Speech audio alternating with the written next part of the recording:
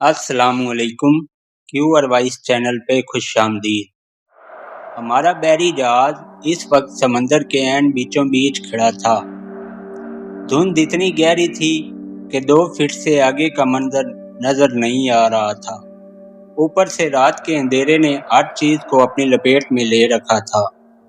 मुमकिन हादसे से बचने के लिए हमने आगे का सफर रोक दिया। हमारा ये माल बरदार जहाज इटली जा रहा था। जहाज पर हम सिर्फ 2 आदमी ही थे, एक मैं और दूसरा जहाज का कैप्टन एडवर्ड, जो थोड़ी देर में ही सीढ़ियां चढ़ता हुआ अर्शे पर मेरे साथ आ खड़ा हुआ। हम दोनों खामोश खड़े इस पुरस्कार माहौल का जायजा ले रहे थे। सर पर गर्म टोपियां और चेहरे को कानों समेत गर्म मफलर में लपेटा हुआ था। अचानक पानी में छपाक छपाक की आवाजें उभरी। क्या तुमने ये आवाज सुनी माइकल? एडवर्ड ने तेज मगर धीमी आवाज में पूछा। हाँ सुनी, लगता है कोई चीज हमारे जहाज की तरफ बढ़ रही है। अरे कोई है? अभी मेरी बात मुकम्मल हुई थी कि दूर से एक मर्दाना आवाज सुनाई दी। कौन हो तुम? जाओ टॉर्च लेकर आओ। मैंने पहला जुमला चिल्लाकर उस अजनबी से कहा और फिर एडवर्ड से मुखातिब हुआ। नहीं नहीं, खुदा के लिए ऐसा मत करना। उसकी आवाज में खौफ महसूस हो रहा था। छपाक छपाक की आवाज हमारे जहाज से कुछ फासले पर आकर रुक गई। तुम किस चीज से डर रहे हो और हम क्या ना करें? मुझे तुम्हारी बात की समझ नहीं आई, मैंने चिल्ला कर कहा। आप लोग मुझ पर रोशनी मत डालना, मुझे आपकी मदद की जरूरत है। मेरी बीवी भूख से मर रही है। अब की बार उसके लहजे में इल्तिजा थी। क्या तुम्हारी बीवी तुम्हारे साथ है? मैंने एक ख्याल के तहत पूछा। नहीं, वो उस मनहूस जहाज पर है। काश हम यहाँ ना आते। हम तुम्हारी क्या मदद कर सकते हैं? मुझे खाने के लिए कुछ चाहिए, अगर आपके पास है तो। हाँ हाँ, क्यों नहीं, हमारे पास वाफिर मकदार में खाना है, तुम जितना चाहे ले सकते हो। मैंने अपनी बात मुकम्मल की थी कि एडवर्ड टॉर्च लेकर आ गया। मैंने उसे टॉर्च जलाने से मना कर दिया और उसे एक टोकरी में खाने पीने की चीजें लाने का कहा। वो दोबारा नीचे चला गया तो मैंने उस आदमी से कहा, हम तुम्हें खाने पीने की चीजें देंगे, मगर तुम भी जानते हो कि वो ज्यादा अरसा नहीं चलेंगी। क्या तुम और तुम्हारी बीवी हमारे साथ नहीं चल सकते? नहीं, कभी नहीं। अब हमारी कब्रें इसी मनहूस जजीरे पर बनेंगी। आपकी मेहरबानी होगी। मैं और मेरी बीवी आपके इस एहसान को भूलेंगे नहीं। थोड़ी देर में एडवर्ड ऊपर अर्शे पर आ गया, जिसके हाथों में एक फलों और बिस्किट से भरी हुई टोकरी थी। हमने रस्सी की मदद से वो टोकरी नीचे लटकाई। छपाक छपाक की आवाज जहाज के बिल्कुल करीब आ गई। गहरी तरीकी में कुछ नजर नहीं आ रहा था। जब उस आदमी ने शुक्रिया अदा किया तो हमने रस्सी ऊपर खींच ली। टोकरी खाली हो चुकी थी और छपाक छपाक की मखसूस आवाज जहाज से दूर होती जा रही थी। क्या उसने बताया कि वो रोशनी में क्यों नहीं आना चाहता था? एडवर्ड ने इश्तियाक भरे लहजे में पूछा। नहीं, मगर थोड़ी देर तक हमें हमारे सवालों के जवाब मिल जाएंगे, मैंने पुरसोच अंदाज में कहा। मगर कैसे? एडवर्ड भी शायद मेरी तरह मतजस्सद था। मुझे लगता है वो आदमी दोबारा आएगा। खाने पीने की चीज़ें तो उसे मिल गईं, अब वो क्यों? अभी बात एडवर्ड के मुंह में ही थी कि वो मखसूस आवाज़ सुनाई दी, जो आहिस्ता आहिस्ता जहाज के बिल्कुल करीब आ गई। अरे कोई है? उस अजनबी की आवाज़ आई। क्या ये तुम ही हो? एडवर्ड ने पूछा। हाँ, माफ़ करना, मैं अशियाए खुर्दनी हासिल करके फ़ौरन ही चला गया था, लेकिन ये बहुत ज़रूरी था। उस खातून की वजह से? एडवर्ड ने पूछा। हाँ, वो खातून आपकी बेहद शुक्रगुजार है। वो जल्द ही जन्नत में भी आपकी मज़ीद शुक्रगुजार होगी। ये तो हमारा फ़र्ज था, मैंने कहा। मैं आपसे दरख्वास्त करता हूँ कि अपने इस एहसान का यूं सरसरी अंदाज में तज़किरा ना करें। चंद सानियों के लिए खामोशी छा गई। मैं हैरत और हमदर्दी के जज्बात से मगलूब होकर कुछ कह न सका। इस आवाज़ ने सिलसिला कलाम आगे बढ़ाते हुए कहा, मैंने और मेरी बीवी ने आपस में तय किया था कि जो आफत हम पर नाज़िल हुई है, हम उसके बारे में किसी से जिक्र नहीं करेंगे। मगर आज रात के वाक़यात के बाद हमने ये इरादा बदल दिया। ہم نے یہ طے کیا ہے کہ میں تمہیں ان اولناک واقعات کے بارے میں بتاؤں جن کا سامنا ہم اس وقت سے کر رہے ہیں جب سے۔ اتنا کہہ کر وہ آواز بھرا گئی جیسے وہ اپنے جذبات کو کنٹرول کر رہا ہو۔ ہاں تم بتاؤ تو صحیح، ایڈورڈ نے نرم لہجے میں کہا، جب سے گرین سٹار ڈوبا ہے۔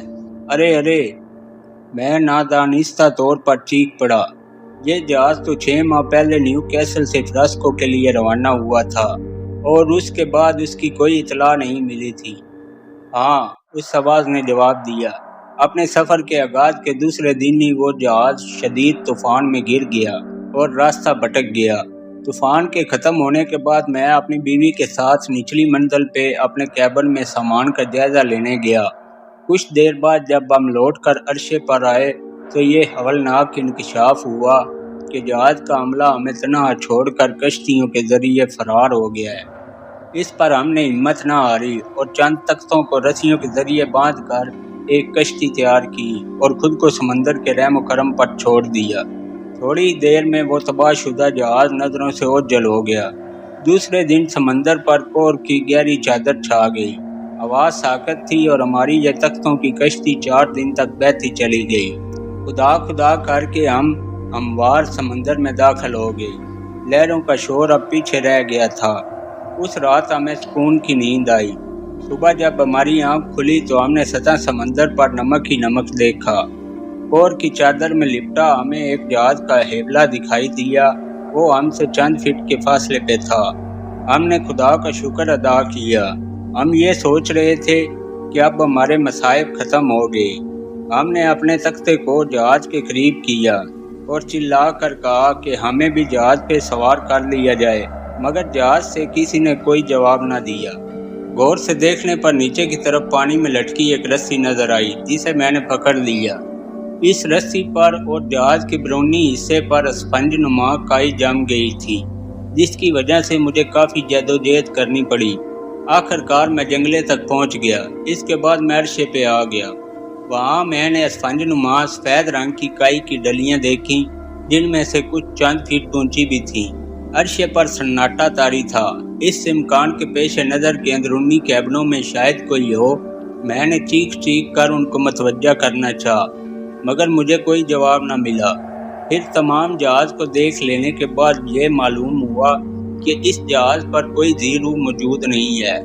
میں نے رسیوں کی بنی ایک سیڑھی کی مدد سے اپنی بیوی کو بھی اوپر عرصے پہ کھینچ لیا۔ ہم دونوں نے مل کر جہاز کا ایک بار پھر جائزہ لیا، مگر وہاں زندگی کے کوئی آثار نہیں تھے۔ جہاز پر اشیاء خوردنی اور پانی کا کافی ذخیرہ تھا۔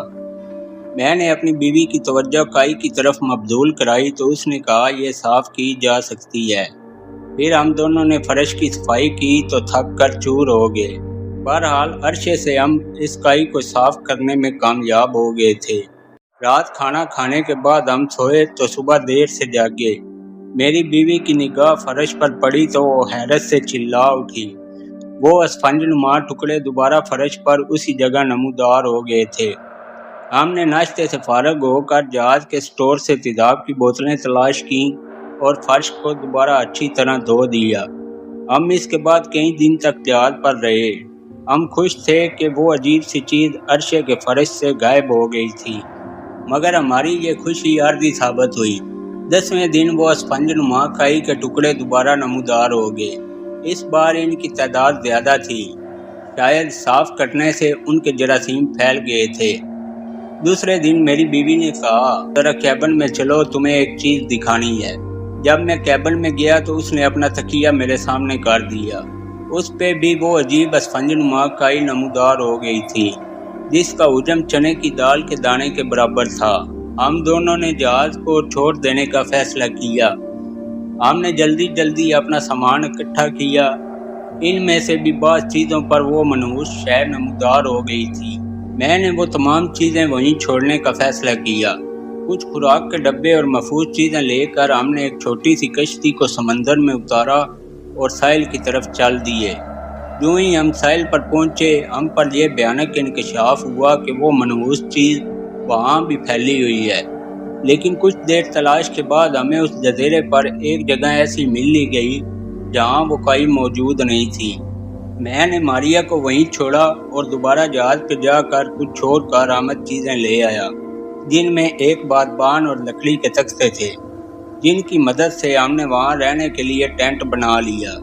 اپنی حسین بیوی کی رفاقت کے باعث وہ دن میری زندگی کے خوشگوار ترین دن بن گئے۔ ایک دن ماریا کے دائیں ہاتھ کے انگوٹھے پر اس اسفنج نما چیز کی نشو و نما کے آثار نظر آئے۔ وہ ٹکڑا ایک چھوٹے سے تل کی مانند تھا۔ ہم نے اسے صابن اور پانی سے صاف کیا، مگر اگلے دن وہ سفید سا لجا ٹکڑا دوبارہ اس کے انگوٹھے پر نمودار ہو گیا۔ اچانک ماریا نے میری توجہ میرے گال کی طرف کروائی تو میں نے ہاتھ سے گال کو چھوا۔ تب مجھے معلوم ہوا کہ میں خود بھی اس منحوس چیز کی زد میں آ گیا ہوں۔ پھر 3 ماہ گزر گئے۔ ہمارے چہرے اور جسم پر اس منحوس چیز کی نشو و نما کچھ زیادہ ہی ہو گئی۔ اب ہمیں یہ احساس ہو گیا تھا کہ ہم تندرست اور صحت مند لوگوں میں نہ رہ سکیں گے۔ ہمیں شاید کئی سال اس جزیرے پر گزارنے پڑیں۔ مزید ایک صبح جب میں جہاز کے اسٹور سے کھانے کی چیزیں لے کر لوٹا تو میں نے دیکھا میری بیوی کچھ کھا رہی ہے۔ ڈیئر، یہ کیا ہے؟ میں نے ساحل پر اترتے ہوئے اس سے پوچھا تو وہ خوف زدہ ہو گئی اور اس نے کسی چیز کو زمین پر پھینک دیا۔ وہ اسی منحوس کائی کا ایک ٹکڑا تھا۔ ڈیئر، مائی ڈیئر، میں نے کہا اور پھر مزید کچھ نہ کہہ سکا۔ وہ میری آواز سن کر رونے لگی۔ اس نے مجھے بتایا کہ خوراک کی کمی کے پیش نظر اس نے گزشتہ روز اس چیز کو چکھا تھا جو اسے پسند آئی۔ میں نے اس سے وعدہ لیا کہ چاہے جتنی بھوک لگے وہ اس منحوس چیز کو ہاتھ نہ لگائے گی۔ وعدہ کرنے کے کچھ دیر بعد اس نے بتایا کہ اچانک اس کے دل میں اس چیز کو کھانے کی خواہش ابھر رہی ہے۔ اس نے بہرحال وعدہ نبھایا اور اس خواہش کو کچل دیا۔ اس دن شام کو میں جزیرے کے اس حصے کی طرف نکل گیا جہاں وہ منحوس چیز پھیلی ہوئی تھی۔ اچانک کسی نے عقب سے مجھے پکارا۔ میں نے گھوم کر دیکھا تو حیران رہ گیا۔ انسانی قد کے برابر حرکت کرتی وہ اسفنج نما چیز میرے قریب آ گئی۔ اس کی ایک شاخ انسانی بازو کی طرح اٹھی اور میں نے اپنے چہرے پر اس کا لمس محسوس کیا۔ خوف سے میری چیخ نکل گئی۔ میں بھاگ کر ہانپتا ہوا جزیرے کے اس محفوظ حصے کی طرف آ گیا جہاں میری بیوی میرا انتظار کر رہی تھی۔ وہاں پہنچ کر میں نے اپنے ہونٹوں پر زبان پھیری تو کچھ مٹھاس سی محسوس ہوئی۔ کسی غیر انسانی خواہش کے تحت میں اپنے ہونٹوں کو چاٹنے لگا۔ میری بیوی ٹینٹ کے پاس کھڑی مجھے عجیب نگاہوں سے گھور رہی تھی۔ اس کے بعد دن گزرتے گئے۔ جہاز پر موجود خوراک بھی ختم ہو گئی۔ میں نے سمندر سے مچھلیوں کا شکار بھی کیا، مگر وہاں مچھلیاں کم تھیں۔ گزشتہ ہفتے ہم نے آخری بسکٹ کھایا تھا۔ اس کے بعد سے میں نے صرف 3 مچھلیاں پکڑی۔ میں آج رات مچھلیاں پکڑنے ہی آیا تھا کیونکہ ماریا بھوک سے بے حال ہو رہی تھی۔ میں نے آپ کے جہاز کو دھند میں چھپے دیکھ لیا اور پھر آپ کو آواز دی۔ اس کے بعد کے واقعات کا آپ کو علم ہے۔ آپ نے بے ٹھکانہ روحوں کے جوڑے پہ مہربانی کی، خدا آپ کو اس کا صلہ دے۔ اس کے بعد سمندر میں چپوؤں کی مخصوص چھپاک چھپاک کی آواز سنائی دی۔ خدا آپ کی حفاظت کرے، اس نے کہا۔ خدا حافظ، میں نے بھی جواباً کہا۔ سفیدہ شہر پھیلنے لگا تھا۔ میں نے دوربین سے اس سمت دیکھا۔ دھند اب کچھ کم ہو گئی تھی اور سمندر میں دور میں نے اسفنج نما انسانی حیولے کو دیکھا۔ اس کے چپوؤں اور بازوؤں میں کوئی فرق نہیں تھا کیونکہ وہ بھی کسی اسفنج نما چیز ہی جیسے نظر آ رہے تھے۔ کچھ دیر بعد وہ عجیب سی کشتی اپنے مسافر کے ساتھ اس دھند میں غائب ہو چکی تھی جو اب تک مکمل طور پر صاف نہیں ہوئی تھی۔